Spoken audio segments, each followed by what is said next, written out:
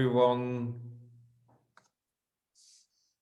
Hello, everyone, to our event from Crypto Valley Association in Zug, Switzerland. We are very happy to have now already the third series or the third event, Meet the Blockchain. We see today with all American guests from California and from Chicago, with Rumi Morales from Outlier Ventures.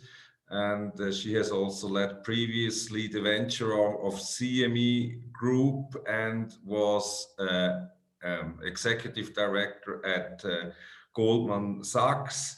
Very happy to have you here. I think you have a very interesting claim also on your website, visionary leader in advanced technology grounded in patterns of history. I think this is an interesting claim, and I would like to also discuss regarding this with you, because we live in quite unprecedented times now, but still I think it's important to look back in history and to find similarities. So Rumi, I would like at the later stage, maybe if you give us some explanation how you see our times now here, where do you see any similarities in history? Then we have Miko Matsumura from Gumi Cryptos in San Francisco. I think very happy to have you here. You are having this blockchain venture fund with, as I have seen on your website, various investments and very interesting thoughts. And then third, last but not least, we have Christian Kameir, by the way, who also introduced me to Miko and to Rumi. Thank you very much for this. You are from Sustany Capital, also blockchain investor. You are also an author at Forbes. I have seen you are a guest lecturer at various universities, including Harvard University, and you have very interesting thoughts on blockchain. And so I would start, maybe I think I start with Rumi, and then we do in the order we have before you give us some responses to my questions. So first, why do you invest in blockchain technology? Yeah, so I will try to justify this by weaving in your point earlier about my claim to be a visionary leader grounded in patterns of history. I am not a technologist. I never studied technology growing up. But there was something when I first encountered Bitcoin and blockchain that made me realize, I felt in my gut that we're instinctively looking at something that humankind needs. If you look at the evolution of let's take exchanges, you mentioned the CME where I used to work. The first regulated exchange was in Osaka, Japan. It was rice futures in 1698. And for hundreds of years, people were trading using open outcry, using hand gestures. But by the late 90s, with the advent of electronic trading, those 300, 400 years of history just went away in 20 years as electronic trading happened. But guess what? What took just 20 years is being changed now already in digital trading, in blockchain and Bitcoin. So it was the rapid pace of this where I thought, well, this is really fascinating. As someone who's always wanted to know what's next, I thought that this was next, but it is based on something that we've been doing for hundreds of years. And I think it's very important to understand people will always want to be able to accumulate capital and provide for their families and manage their risk. And what we're seeing in blockchain and Bitcoin is just another way to do this more efficiently and with technology, but it's harking to a basic human need that I think everyone understands. And that's why we're seeing so many people involved in this space feeling optimistic for the future. So that's my way of saying this is why I'm into this stuff, because I believe it's just an evolution of what we all want as human beings. Thank you. Miko? Yeah, so I really appreciate Rumi's commentary. I think it's amazing to see the roots and the history of this phenomena going back to Japan. I'm of Japanese ancestry, and I think that's a really fascinating thing to understand. For me, I've been in open source software for probably about 30 years, hearkening back to the first boom of the internet. So going back to 1994, when I joined Sun Microsystems, the Java team. So we actually popularized the Java programming language. And of course, under that, the JVM, or the Java Virtual Machine, which really popularized network-based, byte-coded virtual machines, successors of which include things like the EVM, or the Ethereum Virtual Machine. So, in terms of my history with open source software, I actually believe that open source software, and this is maybe going to sound extreme, but is in some ways humanity's last best hope. So, I think it sounds very crazy for me to say, but, for me, I believe that the competition for consent and effectively the sort of striving towards developing the effectively immortal software platform under which all society is being built, is really the goal of open source software. And I believe that blockchain technology is internet infrastructure that will power a quantum leap in the power of the internet to connect people and to serve people. So I think that that's really my mood, but that I think that this next wave is 10 times more significant than even the wave of the internet that we saw in 1994, which is really has to do with ownership, and it has to do with people basically being included in this global emergent decentralized financial system. So I think a lot of what I'm going to say is going to sound a lot like Miko. Miko and I share a lot of history. We grew up kind of at the same time. So we were trying to build a unified messaging system very early on in the 90s on the AOL backbone in Europe, where I'm originally from. And so we kind of took very similar pathways. We were lucky enough to sell our early internet service provider at the height of the .com. So I moved into VC 20 some years ago. But so where I'm coming from, I sold my last startup in 2008, and kind of I came to the realization that we actually never built the World Wide Web. But what you're looking at is the commercial web. And so finally, there's a lot of awareness around that. And I've been waiting for this literally for a decade now, or more than a decade.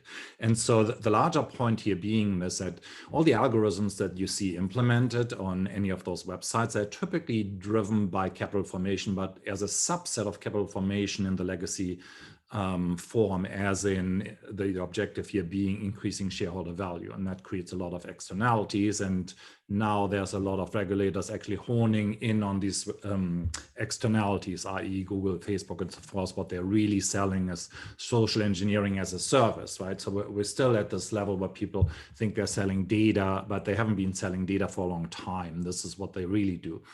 And to the larger point here, though, is what Miko said, I would second that actually the World Wide Web and internet is actually an ideal tool specifically based on open source technologies to coordinate cooperation. So it's not about cooperation, it's really about cooperation to achieve economic activity. And what we have been missing for a long time is kind of these value transfer layers where we still needed to have intermediaries that would store that information in data silos that we call databases. So the largest overview that I kind of see, if you look at this in broad strokes in history, is we came from an era where we supplemented our human wetware technology with something like paper, and we would write down what economic activity we were trying to facilitate in contracts and paper, and then eventually moved on to databases. And when we made a rather huge mistake connecting these databases to networks. And so in a way, the way I look at this is decentralized software solution, blockchains being the most prominent one, is going to fix that particular mistake, hopefully. Interesting, very interesting. Now, just to get to know you or your institution a bit better, also for our listeners and viewers, where is the focus on your investments? Do you invest more in new protocols, in blockchain infrastructure projects, or more in application? What's of great interest for you? I'm happy to begin first. but noting that also, I think certainly Miko and I share a board together in other investment funds, right? But in terms of my primary activities around a fund, or a group, I should say, called Outlier Ventures. So Outlier is an early stage investor in, let's just call it Web3, but we're definitely at the bleeding edge of the crypto universe already. So a lot of our attention right now is on NFTs, on DeFi, and what we'll call the metaverse. But what Outlier focuses on primarily is running an early stage accelerator program. So this is for pre-seed opportunities, and that's called Basecamp. And then we have a later stage acceleration program called Ascent, and this is for companies that are looking now to launch a token out into the wild. So maybe they already have some traction building up their technology or their protocol, their company, but wanted to be able to then have a live token as part of their network. So Outlier is really focused primarily on this type of stuff. We are all around the world. Our headquarters is in London. You mentioned at the outset, though, that I'm in Chicago, and we have partners everywhere. But the other fund that, Miko and I are on board of, it's called Zilliqa Capital. Zilliqa is focused on the Zilliqa blockchain network and that ecosystem, primarily targeting ASEAN and India. I'm also part of an advisor of a fund called A100X, and this is blockchain infrastructure, but also with a purpose towards improving the investor base in crypto, with a greater focus on having minorities and women being able to invest in this space. I'm sure that Miko and Chris also, likewise, like me, have a number of opportunities. Basically, everyone who's watching this, the 3 points of connections here amongst the speakers will probably lead you to every potential blockchain opportunity in the world. If we're not investing in it, we probably know somebody who is.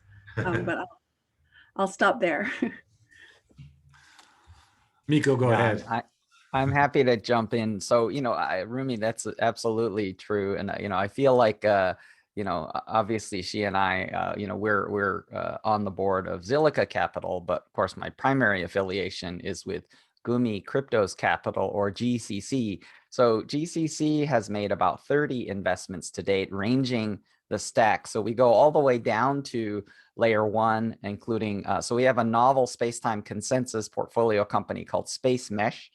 And that's extremely exciting. It'll be space-time. So it's effectively a novel consensus that doesn't use quite as much electricity as Bitcoin, but it provides incredible security. So Space Mesh is fascinating.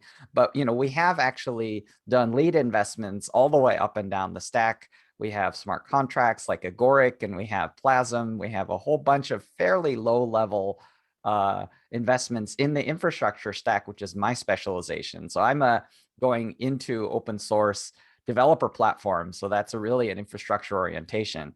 However, my partner Ray is a financial services expert. And so we do go into DeFi and CeFi. So in the DeFi realm, we invested in 1inch, which I think 1inch Network is a very powerful DEX aggregator. We have Idle Finance, we have Stakewise, we have a number of DeFi investments. We also have CeFi, which I think our flagship in CeFi is the Celsius network. Currently, I think about $18 billion of assets being managed there. And of course, we have a number of other CeFi investments. And then, of course, the other flagship for us is actually my partner's brainchild, which is NFT, but mostly from the gaming perspective, because the name Gumi comes from a mobile gaming company in Japan that he founded and took public. He founded it in 2007, which was the introduction year for the iPhone, and he took it public in Japan at a unicorn valuation in 2014. So he's a long hand in the gaming sector, particularly mobile. And so we, our flagship on the gaming NFT side is OpenSea. So we led the early round ahead of the most recent round led by Andreessen Horowitz. So OpenSea has been a great kind of NFT. From our side, we think of it NFT as related to gaming. But I think, of course, Rumi mentioned this kind of emergent metaverse economy. And of course, in that segment, we have YGG, or Yield Guild, which is an up-and-comer, which I think you'll all be hearing more about in the near future. So we're very excited to kind of range the full stack, and from the application side, focus on financial services and gaming. But I think in the future, we're going to be focused like across the boards. We think that this transforms everything. It's just that the gaming and financial service applications are the first. Mhm. I have to start talking before Miko so we don't repeat each other. We're like cousins. I mean, in Yeah. a way, like Chris. Yeah. I appreciate that.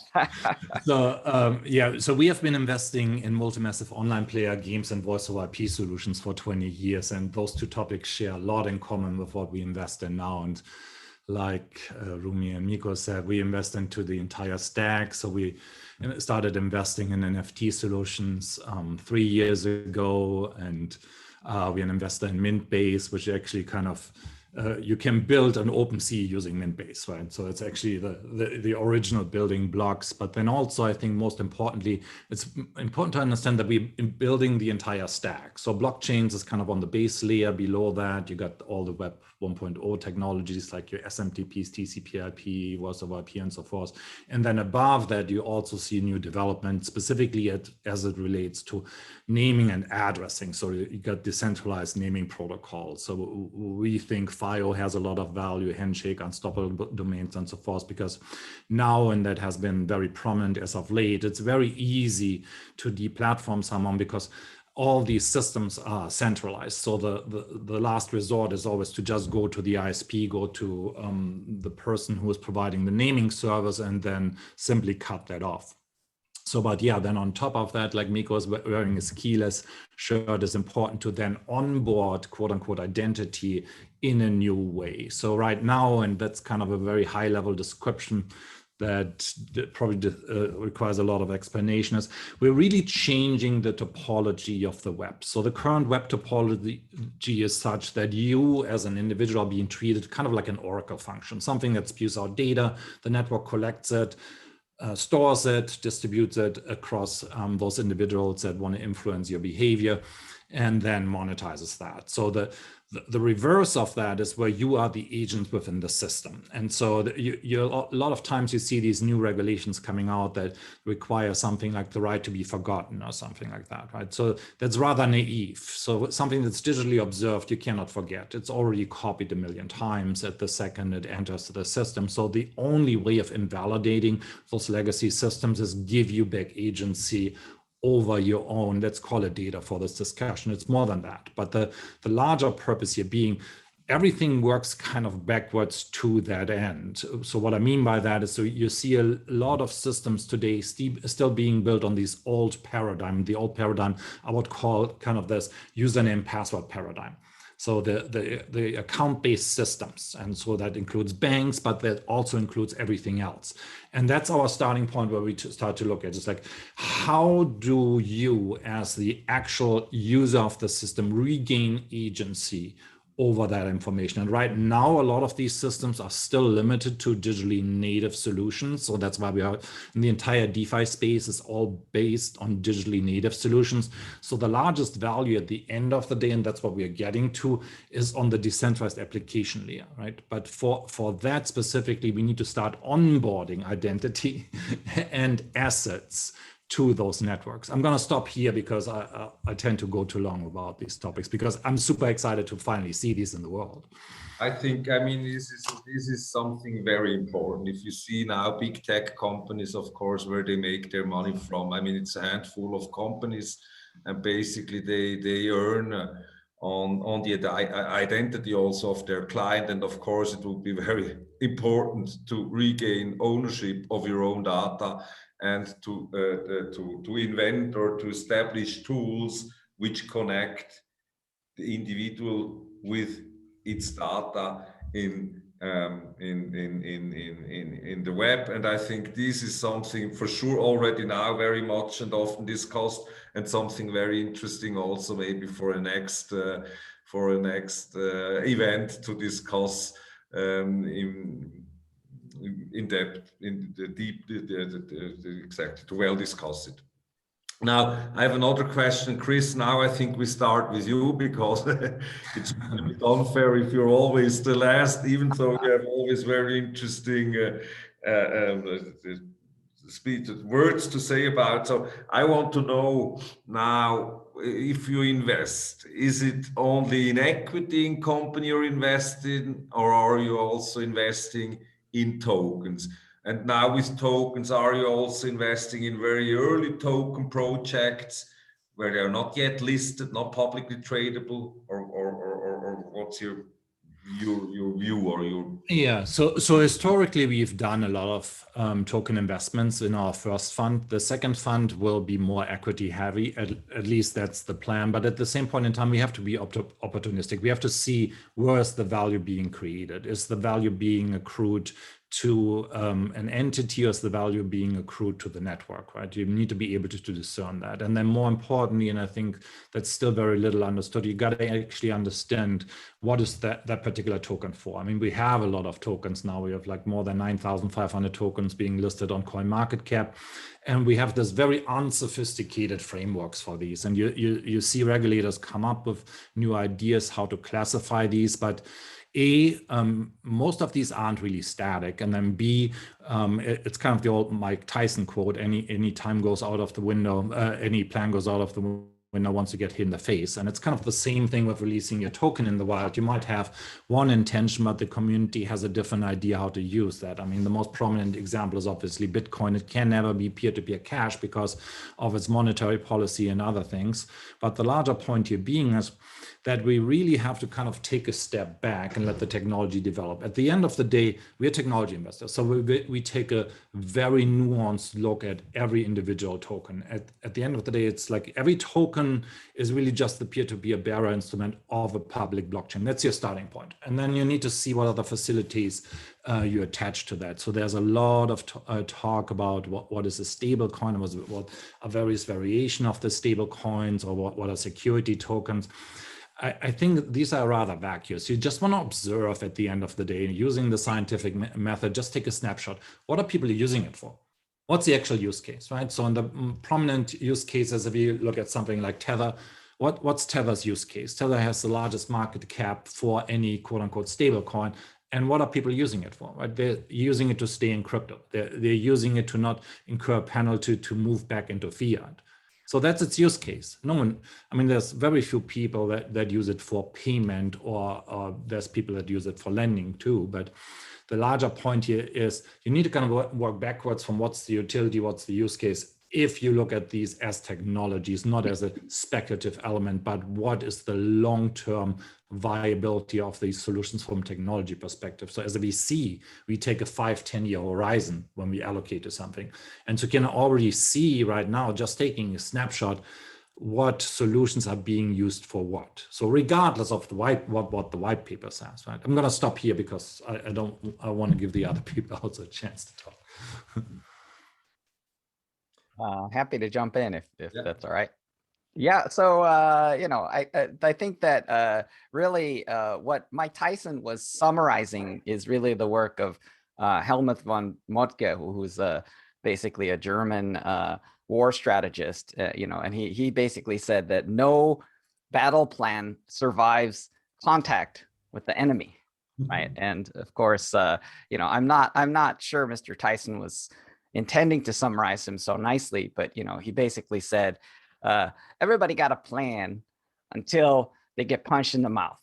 I think that's the Tyson quote. And I think that's a beautiful synopsis, so in kind of rooting that back all the way to, our philosophy, our fund actually, out of 30 investments to date, have done 15 placements principally equity and 15 placements principally token. So, I think that really summarizes our stance, right? Which is that the thing to me, obviously what Chris mentioned that I think is incredibly astute is really the dynamics of value capture.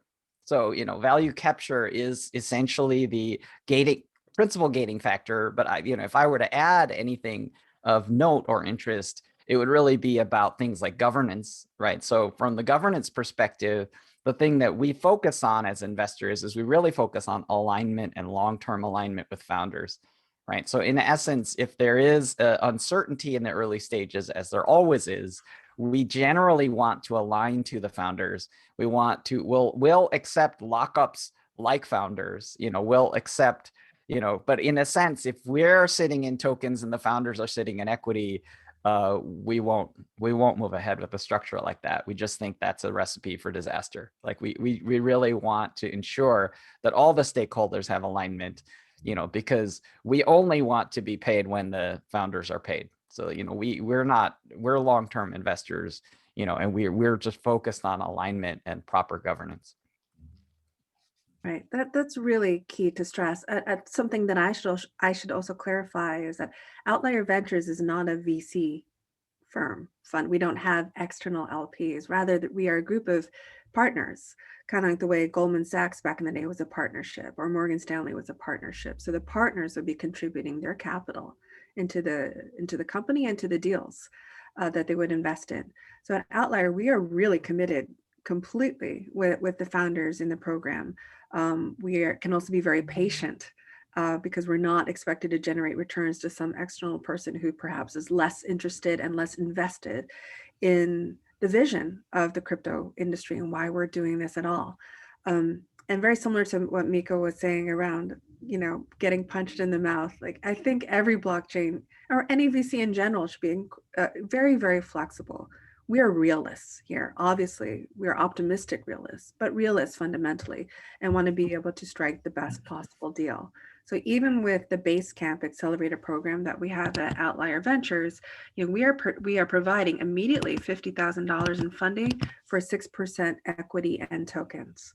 We like tokenized investing, but we also recognize what's in the best interest for any startup CEO or their team in terms of wanting to take equity instead.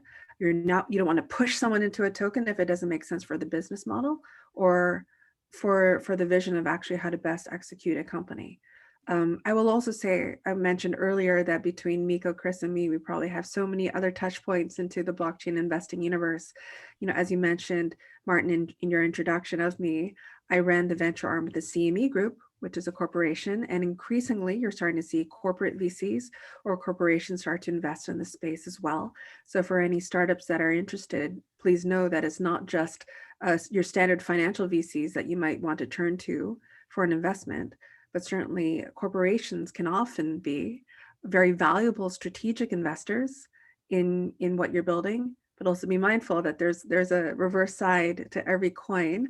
And it could be that a corporation might handcuff you too into restrictive commercial agreements, or that you will be seen as just being part of one company's subsidiary as opposed to being a startup in and of yourself.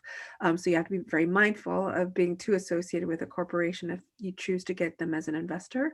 But I think that's also a very growing source of capital now in the blockchain and crypto space, because corporations know that they cannot avoid this longer, and that they really need to get as involved as other startups and other businesses in funding the opportunities in the space.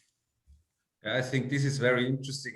First of all, I saw on the web page of Miko's firm of Gumi Crypto very clearly already the question in your questionnaire: what problem do you want to solve? And I think there, the corporate venture arms, they're very well placed because they know the problem they have in their established business. Of course, a venture arm of an established car company knows exactly, or of a logistics company knows what problems they have and what they want to resolve. And I thought it was always very interesting also to see, just as a remark, also I know quite well guys from Plug and Play. They always co-invested when a big corporate invested, because then it was kind of sure that there is really a problem to solve. And so I think this was a very interesting point. And so now for the next question, I think, Rumi, you have already responded to it. But for Miko and Chris, the question: who are typically your investors? Rumi, I think you are just the partners who are investing. Maybe you could elaborate, why don't you open up for investors? This would also be of interest. Well, Yeah. It's funny, when I first joined Outlier, it was with the initial thought of us having a fund. So there's a partnership, and that we would have a fund that would be able to invest in later stage opportunities. But honestly, I think that we realized quickly that we were much more effective as a team of partners in terms of being able to make rapid decisions on the deals that we wanted to go into, not having to deal with a lot of hand-holding, but rather experienced people that knew what they wanted to see in the space and were willing to make it happen. But also just our business model is different. I mean, we're not simply investors. We are also helping to develop the companies. You can call it incubation, right? But there's a service element to Outlier Ventures as well. So I think in order for us to achieve the vision that we wanted, it wasn't to manage other people's money and produce a return for them. It was to build the companies that we wanted to see in the world. And we just thought it would be more effective to do that in a partnership. And we continue to accept new partners into the partnership. So if anyone's interested, or hopefully you know how to reach me, you can just DM me at Rumi Morales on Twitter, or any number of the 100 ways you can find me. So it's not closed, right? It is open to people that have the vision that Outlier sees in terms of where we're going in this space.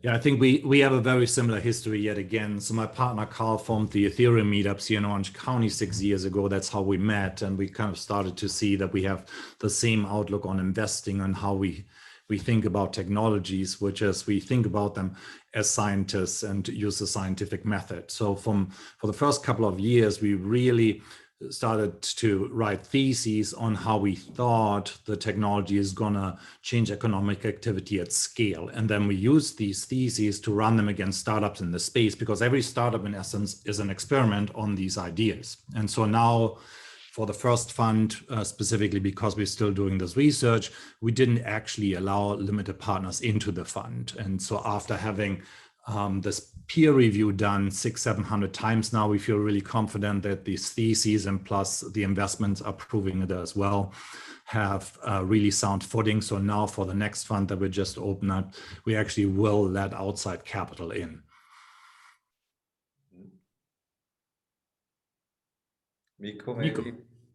Yes, absolutely. So I think very similar to Chris, actually, Gumi Crypto's capital is actually currently in a mode of fundraising. So, I think we will, after successfully deploying a great part of Fund 1, we are looking at a Fund 2 and, based on our successes. So, obviously, if anyone's interested in participating in the Gumi Fund 2, feel free to contact us. You can easily find me at miko.com, MIKO.com, or you could just look at Gumi Crypto's capital. You can find us easily.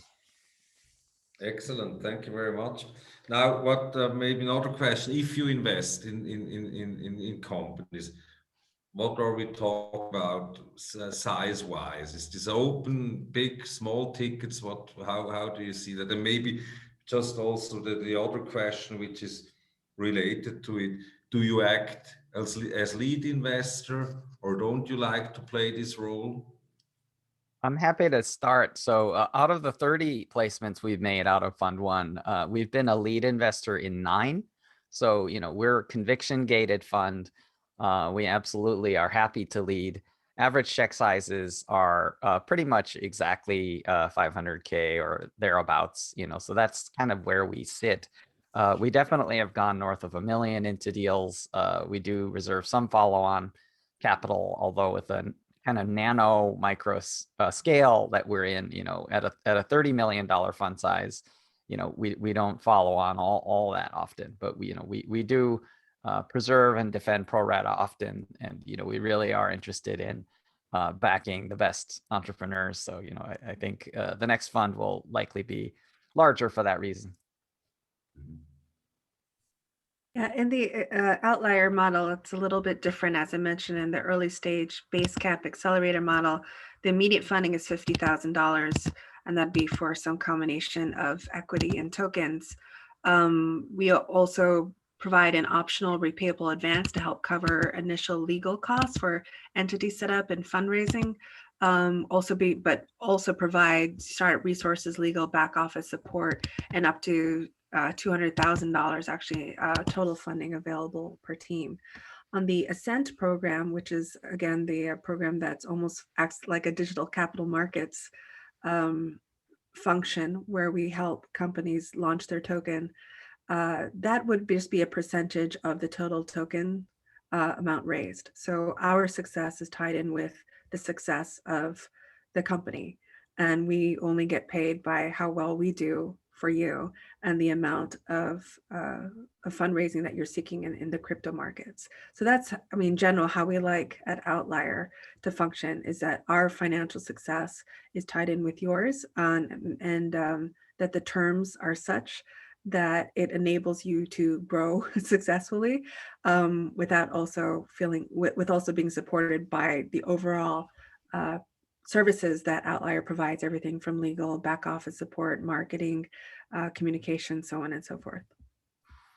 Yeah, I mean, similar to Miko and Rumi, our early investments have been spread out between, on the low end, 50,000, on the high end, 3 million. And we only like to take the lead if we see that we can provide additional value. So in a company where we think we actually have synergies with one of our other investments, and or we have a strong thesis that we can help them execute on, like you guys probably know, provenance and the application on top of that figure. So we took a co-lead role there. And so we actually made their particular implementation a capstone case for the Harvard FinTech program, because it's such an innovative approach to lending in a new way, right? Where the cost for lending are reduced by a lot. And this part is kind of coming from the other way. It's kind of starting out with a more CFI solution and then moving towards a DeFi solution.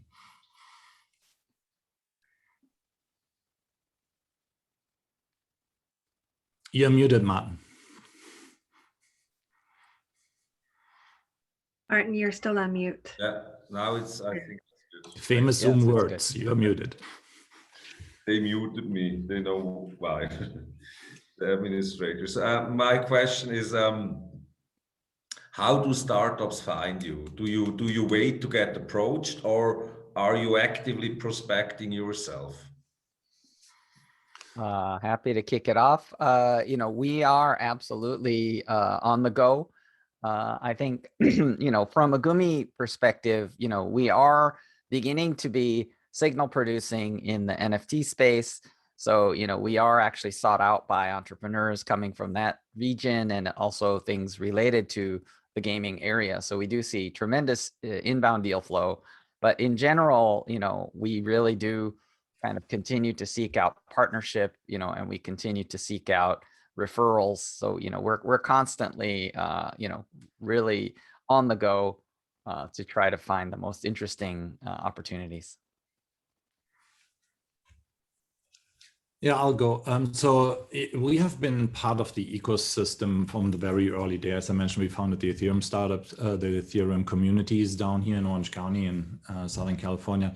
But then typically I'm on developer calls a couple of times a week, and there's a lot of working groups around these spaces, because as Miko mentioned, this is mostly about open source communities, and you really have to be part of the discussion, because you want to be able to identify the development teams that actually have the chops to build these new technologies before they're ever seeking money, right? And that's really the state that we see a lot of deals coming from. And it's kind of the reverse of in our space, that old saying, ask for money, get advice, and ask for advice and you get money. And so from our perspective, we have been offering a lot of guidance, and have done the work for the past 6 years. And so we kind of have been paying it forward a lot. And so to that extent, we write a lot and provide actually development guidance. So we also have our own development team in India where we test these solutions. We also have our own data science team that aggregates data and runs nodes and so forth. So we're deeply integrated into the actual ecosystem. It's really hard to actually judge these solutions if you don't do all these elements. It's almost like you can't just be a VC. You need to be part of the ecosystem and actually participate, which is kind of the ethos of the space, right? So I don't code much myself, and whenever I do, I break things. But most of our guys here are engineers. Yeah, I think it's interesting as the models of getting capital are changing for startups. so are the models of being a VC and what it means to be tied into the startup community and seeing deal flow. Yeah, you can go about it the old-fashioned way with a pitch deck and sitting down, but there's so many other ways to interact, I think, with VCs. And it's great when you have a team as well. It's not just you to be able to put its tentacles into different pockets of the crypto universe. So for example, at Outlier as well, we have more of a core tech group, and they'll engage in more technical discussions online, or they'll have different webinars that they put out. Jamie Burke, who runs Outlier Ventures, has his own podcast called Founders of Web3. You know, I will be launching a LinkedIn web series because I guess my fan base is perhaps more LinkedIn like, while some others at Outlier might be more of the Telegram or the Twitter crowd, you know. But I think there's so many different channels now to find access into a VC, and it's just as important for us to be out there networking with startups as it is for startups to try to be networking with us. There is a great competition for deal flows, but at the same time, people are becoming rapidly subject matter experts in smaller and smaller niches. And as a result, it's harder for those niche VCs to find startups they're looking for. And so it requires us to be much more methodical and strategic about how we market ourselves and the value that we bring to startups that are out there. Perfect, thank you. Interesting. And I wanted to know also from you, I mean, as I said in the introduction, we are here, we're organizing this event from Crypto Valley in Zug, Switzerland, or in Switzerland. And I wanted to know from you, if you invest into a company, do you have a regional focus or an exclusivity, or do you invest all over the world? I think I can summarize that for everybody.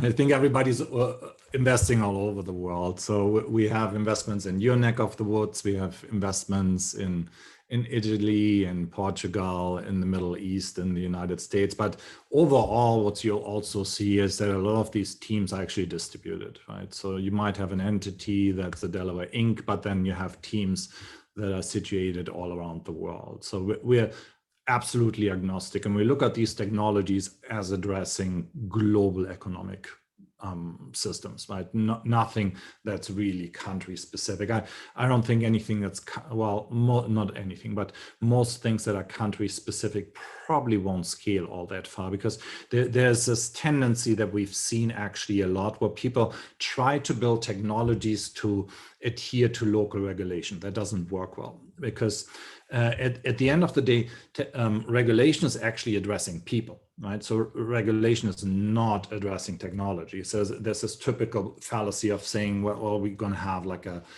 blockchain regulation or a crypto regulation. What these laws actually do is they regulate the behavior of people within their jurisdiction. So from a technology investor's perspective, if that's your objective, if you're developing something that adheres with that, so that has somewhat limited utility. I'm not saying it has none, but it's very limiting in terms of the capital you have to expend to then actually engage with regulators and check all your T's and dot all your I's. The larger point here being, though, is that the technology itself really lends itself to actually provide the objective that these regulations are seeking. I'll make one particular example and then I'll hand it off to Rumi maybe.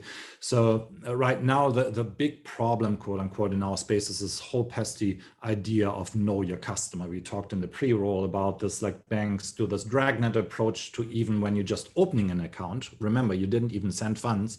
The bank wants to know everything about you. You have to provide a government issued credential, and they put this into their database. So the point here being is, once you realize that you can do this with this new technology tools, with this new primitives in a different way, well, what you're actually doing, you're invalidating that legacy model, meaning all of a sudden you don't have to deputize a bank for government functions, but you can actually plug in these functions in the original code. Right? So that's why regulation is not the solution to blockchains. Blockchains are the solution to regulation at the end of the day. So I see a lot of money and time being wasted engaging with those. And there's value to be had. But at the end of the day, technology will always move one order of magnitude, if not 2 orders of magnitude, faster than regulation ever will. I'm going to hand it over to Rumi. Definitely, we are all, I think, global and investing in global opportunities. I will say, however, that I want to see more from different areas of the globe. India is a market in particular, I think, where the long-term opportunity here is potentially huge. It's kind of a sleeping giant as it relates to crypto. And I know, but you look at how much talent there is, engineering and development there. I'm just expecting a lot more from India. So that's someplace where I'm very curious to see what comes out of there. And then obviously as well, always happy to invest in women and women-founded companies in general. It's just, we're in a sorry state right now. And I say this as a woman who's been in this space as a venture investor for over 20 years. You know, last year, actually in the pandemic year, was a record-shattering year in terms of venture capital dollars that went into startups, although women received $1 billion less than they did the prior year. And amongst all growth stage companies, women only received 1% of all funding. A mixed team got 8%, but that still means 91% of all VC funding in growth stage companies went to male-only teams. So women, would love to see more of them in this space. Not to say that that doesn't mean you just get a pass on your gender. Obviously, everything else still applies, right? You have to have a great problem that you're solving for, and proof that you have the ability to solve it or the vision to solve it. You know, a strong team and a good market. But that's also what's on my list. Thank you, Rumi. I think this is very, very important. And by the way, also we from Crypto Valley Association, we have a very strong intention, and we try to do whatever we can also in our working groups, in our board, etc., to integrate female and also, of course, other group from all over places. So I think this variety, this diversity, it's very important also to obtain great results. And I think we're on the right path, but still far from being there where we want to be. And maybe we can there is just the right question after that: what qualities you look in a company's team? What is the focus you have? And maybe also, I think we can combine it. What's the focus on the company's product you want to invest in? I'm very happy to kind of jump into it from the team perspective and also segue, right? Which is that Gumi Crypto's capital actually sees this inequity as being an externality and, you know, something that of course is a very bad social problem, but also a tremendous opportunity, right? So for example, you know, in portfolio, we have first time underrepresented founder CEOs like Amy Wan, Suruchi Gupta, you know, so we've backed a number of, you know, first time underrepresented female founder CEOs. And the thing that we've found is that uniformly they're outperforming their peers, you know, so this is, you know, very gratifying. Obviously, our extremely rigorous methodology for screening matters. So, you know, it isn't just that you can randomly pick someone who happens to be female and automatically get a good venture result, you know, so I think that segues me towards your question. But just to kind of spotlight a few of these founder entrepreneurs, you know, one of the things that happened during the COVID pandemic is actually that in the United States, the statistics on job loss were actually completely brutal towards the female gender, right? Which is that when you look at unemployment rose dramatically for women and actually less for men. And in fact, the majority of increases in unemployment really were attributed by women. And that the model for thinking about this actually related to the kind of factor of having kids at home, right? So there's a sort of a gender discrimination about who's responsible for taking care of that kind of situation. And of course, this really hugely impacted women in the workforce. So this is a really bad kind of, you know, series of events. Now, one of the fascinating things to note, and this may be a little bit too much information, but our founder CEO Amy Wan was actually had a newborn and was also starting a company at the time called SageWise, and this is a really complex situation to juggle, but of course she's a tremendous entrepreneur and is now the CEO of a profitable and she's recently raised a significant strategic funding round that has yet to be announced, so I won't give away that either, but a profitable company with 4.5 million registered users, so she's really doing beautifully well. And so I guess to me, when we think about what we look for, all three of the principals in Gumi Crypto Capitals have founded companies and exited companies. So, in a sense, what we look for is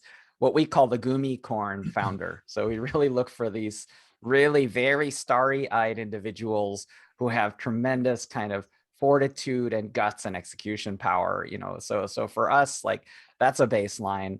But if other VCs are going to avoid investing in underrepresented founders, they're going to lose out big time, because it's there's just so much talent that people are passing up for reasons of bias, and it's really it's super unfortunate for those investors, to be honest. I mean, they're gonna miss out. I love everything that you said, Miko. Thank you for sharing your thoughts on diversity and founders. I'll also add, it's an interesting thing many times when people say, well, we want to invest in you have to know the industry. We want to invest in someone who knows the industry. I found that there's a huge difference between being entrepreneurial and being an entrepreneur. You can, it's just, there's a different constitution that's in your stomach if you're an entrepreneur. And many times we have people coming out of financial services firms say, well, there was a problem that I really want to solve. I really want to start my own company. I know this market, but they maybe have never been an entrepreneur before. Maybe they've never just decided to take a year and backpack across Africa or try to be a pro golfer or something, but they just went straight into working in some bank and stayed there. Now they said they want to start out their own business. That to me is a really risky person to back. It is so hard to run a startup. There is a massive difference between feeling like you've got a great idea and you want to go try it out, and then actually having the sense of just failure that's been hammered into your head, into your soul, because you've had that failure before. So definitely look at people who have the intestinal fortitude to have done this, that have failed a lot before in their lives, that are entrepreneurs first. And it's kind of hard to say because many times you learn by doing, right? But just don't assume because you have an entrepreneurial spirit in you that that's going to make you a great startup CEO. And that's kind of up on the VCs to suss out and work with you on. Yeah, I think it can be summarized very well as you want to invest in missionaries, not mercenaries, right? So, but just to inject, I mean, I know I'm out of turn here, but I just want to shout out to a Crypto Valley native, which is Mona Elisa, who is running Enzyme Protocol.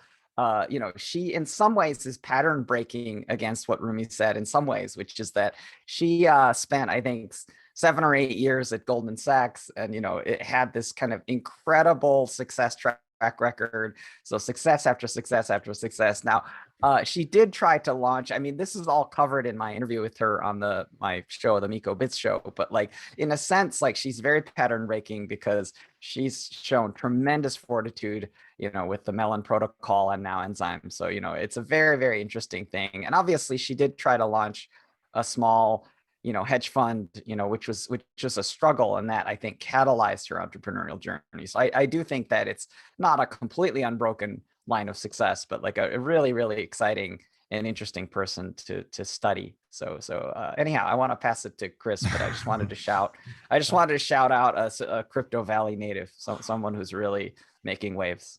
Yeah, I'm definitely obviously well aligned yet again with Rumi and Miko. And maybe the one thing to add that I find a very important kind of power law is the law of requisite variety. So it's the idea that the most flexible within a given system will eventually rule the system, is a law out of evolution. And you can see that in the development at open source technologies, and you can see that in people. So if you're very much in love with your own ideas, and I've been an entrepreneur myself, and I was very much in love with that particular idea and try to make that real, but at the same point in time, you want to be able to check in and be self-reflective, meaning you need to have emotional intelligence and you need to be flexible to change your approach. It's kind of the old adage, if the facts change, I change my mind. And in our particular space that we all invest in, things change a lot. And the other kind of common but yet uncommon thread is the fact that if you look at a lot of these founders, they didn't necessarily have a traditional education in whatever they are developing. If you look at DeFi specifically, right? So a lot of these developers in that space, they didn't have a background in finance. They just decided this is an inefficiency that I can address in code, so I start addressing that in code. And you see people rapidly iterating on top of these themes. So needless to say, once you discovered like passion and this kind of flexibility, emotional intelligence, you still need to do your due diligence if that team actually has the chops. So you go down the rabbit hole of GitHub and seeing how much work do they actually do and have they built something before, is that repeatable and so forth. But that's the nitty-gritty detail I think that everybody of us does on a daily basis, right? But I think the larger point here also is then, to finish that thought, is investing is about timing, right? It's the old saying of, you don't want to invest in the first social media startup, you want to invest into the last. And so what we already see right now, since we started accumulating people in that space 6 years ago, we see a lot of these people reappear in new projects. And so they reappear in new projects because they realized, well, the one that they were aligned with in the beginning was interesting at the time, but it's not going to go anywhere. And so either they start their own, that's what we see quite a lot, and or they join a new team that actually has the right approach to whatever topic they are developing, right? So, and what we do there specifically, we keep a long list and keep in touch, not only with the projects, but with the team itself. So there's a couple of people that are really thought leaders in the space that don't necessarily show up on your typical podcasts and forums. They're just heads down, and that's actually more typical what we see. They're heads down developing, right? So that they don't have time to tweet and so forth, right? So, but I'll see them like subscribing to my little GitHub depository. So I see that they actually develop a certain topic, and I've never heard of them, and maybe I don't even know their name, and I just know their Git handle at that point in time.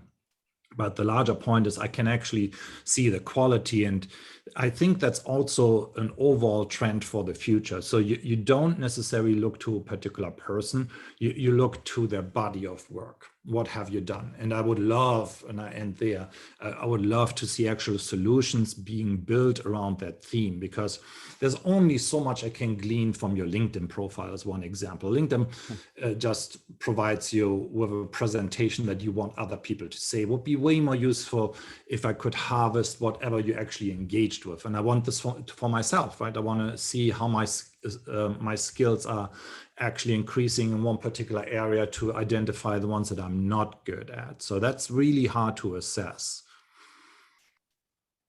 Yeah, Elon Musk has a really great interview question that I think is really salient here, which is, question is, what is the hardest problem that you've ever solved, and how did you solve it?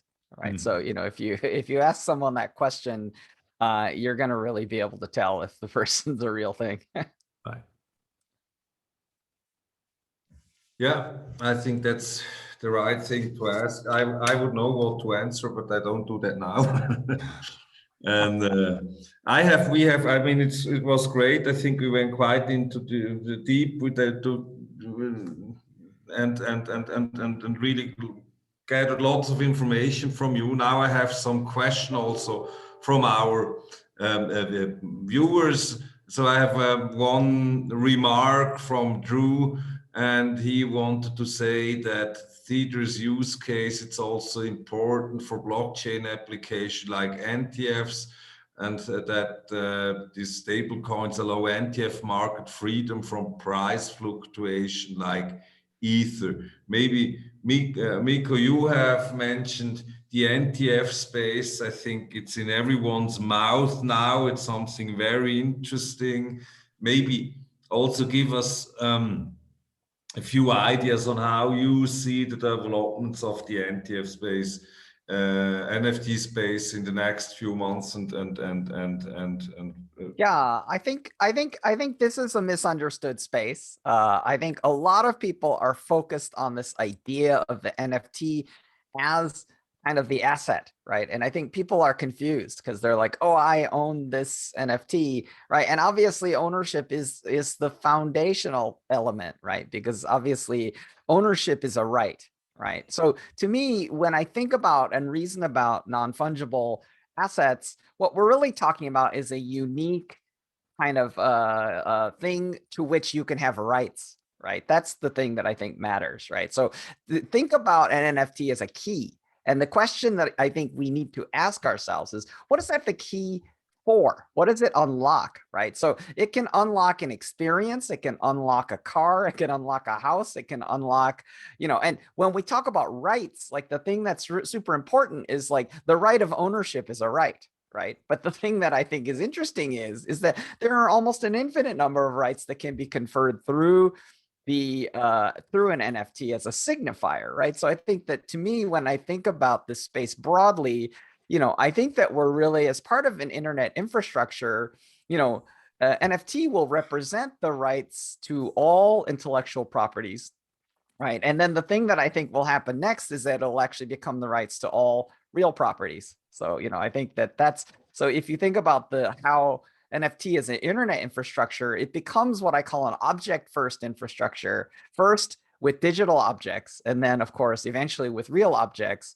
And I think that the beautiful thing about the interaction between the standards of ERC and, you know, these types of data format standards, coupled with things like smart contracts, will then create effectively an internet for not just intellectual property, but for all property, you know, conferring and financializing the rights afforded with license and afforded with, you know, the management of all of those rights. So I think that's really where this goes.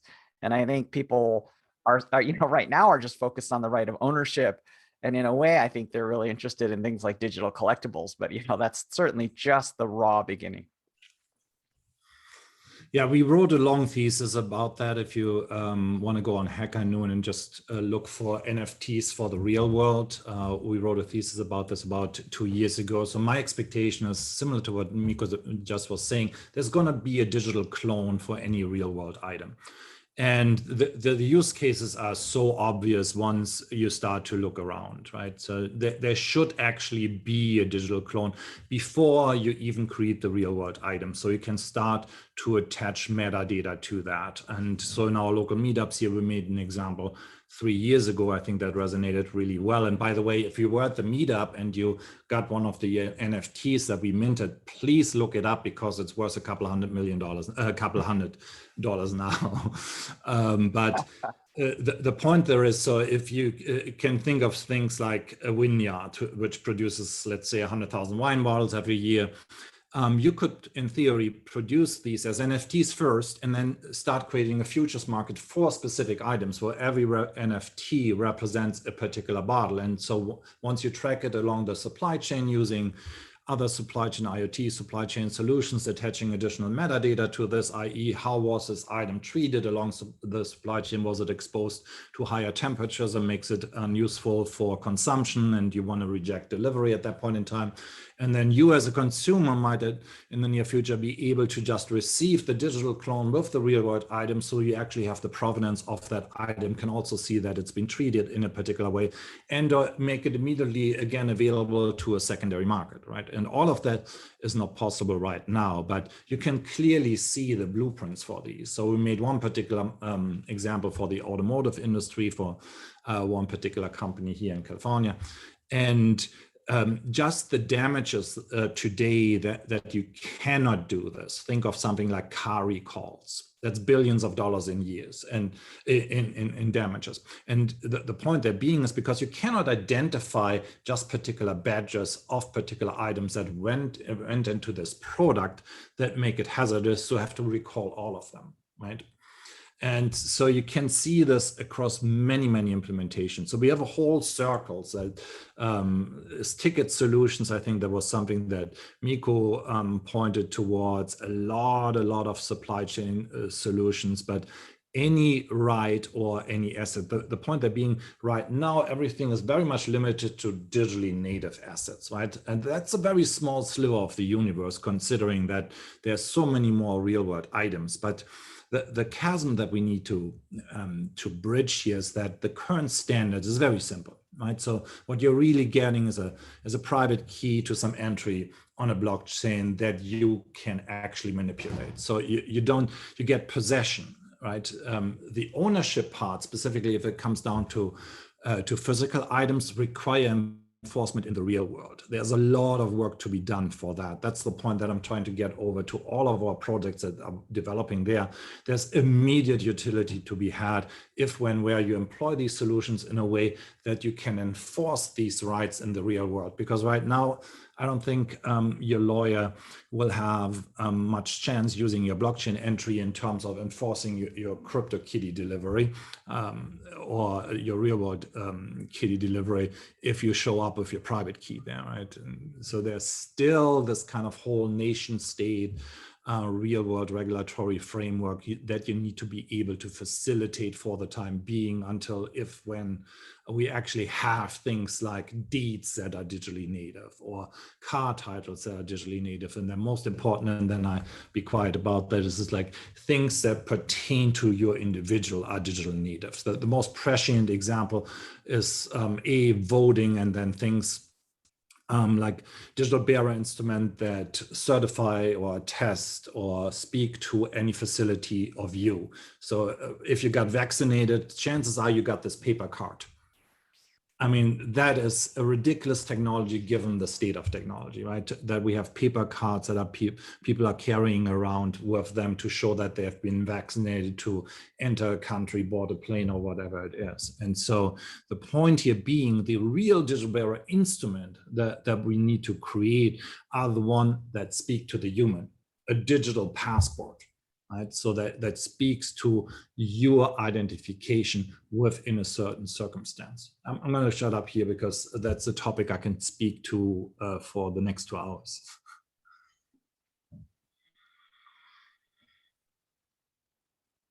I think you're muted again. You're muted.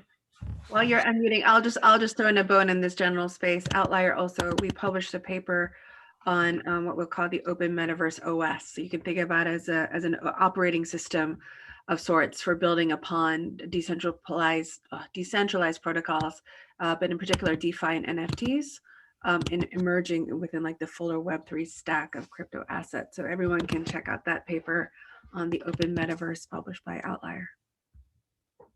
Thanks. Wonderful. Thank you. This is wonderful. I think we had a very interesting discussion, and I think it could go on forever. And I hope that we will reconnect very soon. I think it's just so exciting what happens in the space. It's so exciting that we are here now. I think Rumi and we discussed this a lot also when we got to know each other at our first meeting in preparation of this. We are very privileged, I think, to live in this time where, we go in the new age out of the analog. I turned 50 years now. We talked about planning. I have to confess, 10 years ago, I wouldn't have imagined what I'm now seeing also professionally. That's also, and for sure, I wouldn't have planned it. And I think it's really great to be in this space. And I think it can really resolve many problems which have been here for many years and where we didn't have the technical means to resolve it. Of course, I think a blockchain won't resolve every problem on the planet. I think we had in our discussion forum one question regarding, sustainability projects in the blockchain space. I think this is something very, very interesting to follow, especially also measurement combined with tokenization and so on. So I think we can give value to, and also with the NFT, you know, we can start to attribute value to things which seem not to have any value today, like trees or like clean water. And I think this creates new markets, new opportunities. It will make the world hopefully a better place. Maybe I would like to open our round for a last word, and then we say bye-bye and hope that and make sure that we will meet us very soon again. Rumi, you want to start? Yeah, sure. I'll start. It's just been a pleasure speaking with all of you. As you can see, we're so like-minded that Chris, Miko, and I are wearing the same outfits for this call today. So that's not to say that we're conformists whatsoever, but it's my way of saying it. It's been my pleasure being on this panel. So thank you. Thank you, Miko. Yeah, so I'm very happy. From my perspective, it's great to be speaking with Crypto Valley. Obviously, it's a very deep taproot and hotbed of activity in the blockchain. And I just wanted to encourage every listener and everyone checking this out that we really are at the beginnings and we're in the early days. So I think there's a lot of people in crypto right now behaving as if this is their last chance to get rich quick. I think this what Bitcoin has shown is that the long time preference and the investor, not the speculator, is the winner. And don't participate in these pump and dumps like a Dogecoin, in a hurry to get rich. It's a great way to get wrecked. I think that it's really about kind of patience and about this long term and really about the future that is absolutely well-founded. It's grounded, it's real, it's coming, and it's really a new infrastructure for the internet, which will be the largest single market in world history. So, I think we have very strong rails. This infrastructure is being developed, and I think it will be brought to us all by smart contracts and blockchain assets, including NFT. So thank you.